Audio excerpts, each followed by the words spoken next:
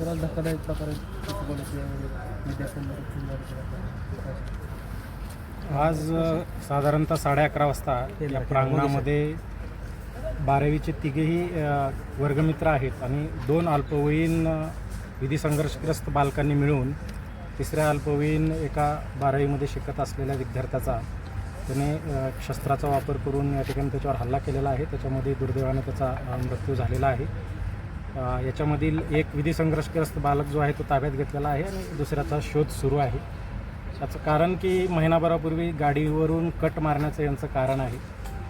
साधारणतः 21 सप्टेंबर रोजी जे आमचे DYSP सुदर्शन राठोड आहेत त्यांनी या कॉलेजमध्ये येऊन युवराज सभागृहामध्ये विद्यार्थ्यांना कायदा सुव्यवस्था आणि या गुन्ह्याच्या वेगवेगळ्या अनुषंगानं लैंगिक गुन्ह्याच्या अनुषंगानं त्यांना सखोल मार्गदर्शन केलेलं होतं.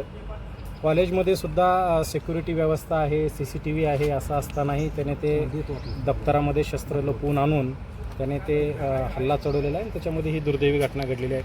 त्याच्यातील एक जो बालक आहे ते ताब्यात आहे, दुसऱ्याचा आम्ही शोध घेतो. सगळेच आरोपी जीवन आलेत का? सगळे दोन आरोपी म्हणता येणार नाही. 2 विधी संघर्षग्रस्त बालक आहेत आणि ते अल्पवयीन आहेत.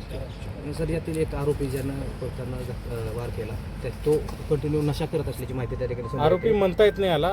जे सगळे विधी संघर्षग्रस्त बालक आहेत आणि असली कुठलीही माहिती जी नशा संदर्भात आहे ती पुढे आलेली नाही. एकाला ताब्यात घेतलेला आहे आणि दुसऱ्याचं मयत विद्यार्थ्याचं नाव सांगता येणार नाही. सगळे अल्पवयीनच आहेत. नाही माहिती अल्पवयीन आहेत त्याच्यामुळं आपण नाव तिघांचंही सांगू शकत नाही. सर हिंदी में जानना चाहेंगे? हिंदी में